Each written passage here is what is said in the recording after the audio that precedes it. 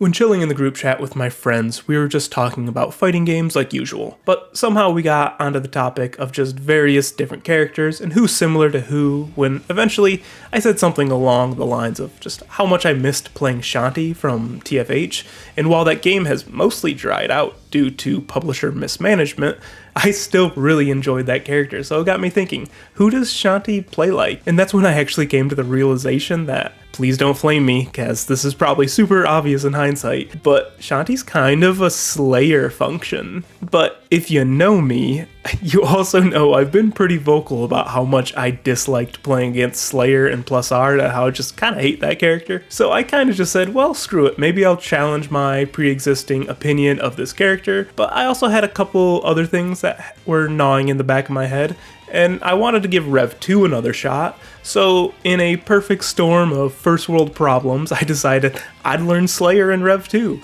to appease that Shanti-sized hole in my heart, and maybe I could learn a little bit more about Slayer, how he ticks, so I could kind of understand that matchup in general, and could potentially have a character to play whenever there's a situation where I'd be playing Rev. But before we get into it, just want to give a shout out to the Discord server, linked down in the description below. We have fighting game pings, stream pings, or if you just want to chill and chat about just random stuff, Discord's linked down in the description below. Go check it out. Slayer is an interesting character. His mobility is pretty mediocre. His range sucks. He's got a teleport dash, which has some pros and cons to it, but once he gets his opponent in his effective range, he can use the opportunity to easily snowball into a win.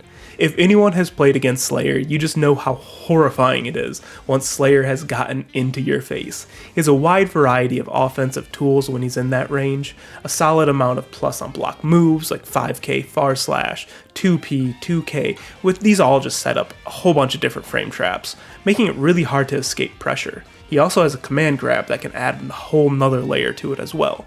But one of his most notorious moves is Dandy Step. This special has Slayer step backwards with some strike and vulnerability, and then spring forward to be able to go into a variety of different follow-ups for different situations. P Dandy Step is a shorter of the two versions, letting you get access to these follow-ups much faster, while the K version has a little bit more invulnerability, but gives you a massive step back and then launches you forward a good distance.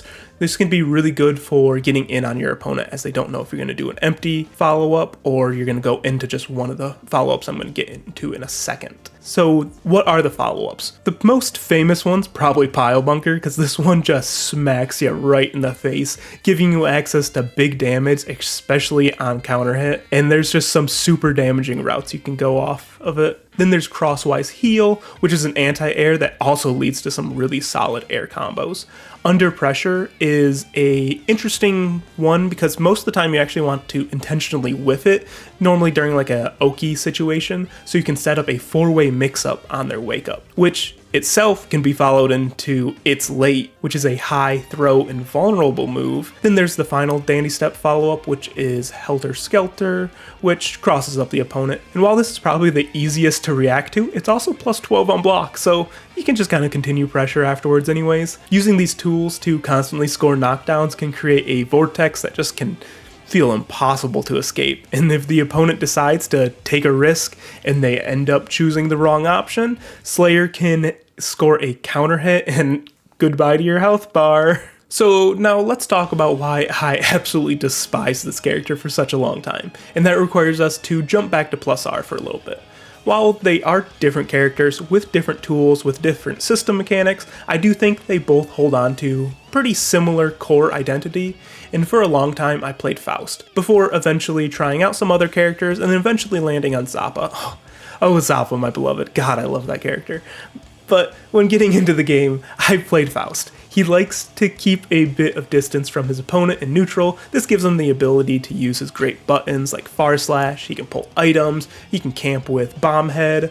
Generally, if you are in neutral, you want to give yourself a little bit of space, and don't get me wrong, Faust is definitely favored against Slayer, but that doesn't fix my personal shortcomings of being absolutely terrified of Slayer. When he gets close to me, I would absolutely panic and then just get steamrolled because honestly, I didn't really understand how this character worked. I just wanted to get out of the situation, and I will proudly say I feel no remorse in playing the lamest I possibly could against every single Slayer I have ever met on Quick Match or in person. Typically, I just retreat to the air, throw bomb heads, I will run away for as long as it takes, keep this character away from me. But after actually sitting down and learning a little bit more how Slayer ticks, I think I can appreciate the nuance of the matchup a little bit more. Don't get me wrong, this character still makes me scared, but at least I know why I'm scared now, if that makes sense. So that's how I felt when I played against him. Hopping back over to Rev, how do I feel playing as Slayer? And man, I'm not gonna lie, I probably lost more respect for Slayer mains now. I'm kidding, maybe half kidding, but this character has been an absolute joy to pilot. His gameplay loop is really satisfying, and while it takes work to move your way in, it's satisfying to inch closer and closer, then you finally call out your opponent, getting antsy, and bam, punch him in the face. If it's the right move, you can convert that into a knockdown, and then the fun begins. I'll be honest, my Oki with Slayer still sucks. We're just a couple weeks into learning him, but it's getting there, and with each passing session, I can feel myself getting a little bit better with it. Something with inputting the dandy and then hitting like the wrong follow-up, or just like I'm just kind of like mashing a lot and have developed some weird bad habits. But I'm sure it'll go away with time as the options get more clear in my head while I'm playing. And hey, as my blender gets better, the reward for making my way in just starts to feel greater. I do need to get used to this teleport dash. It can be clunky when going forward, but it can be used for some mix-up shenanigans, which seem cool, and I really want to get comfortable with that so I can incorporate that. I do think the backdash cancel stuff is really cool. Basically, Slayer gets some invulnerability when he backdashes, but he can cancel the backdash with a jump, and the invul frames actually carry over.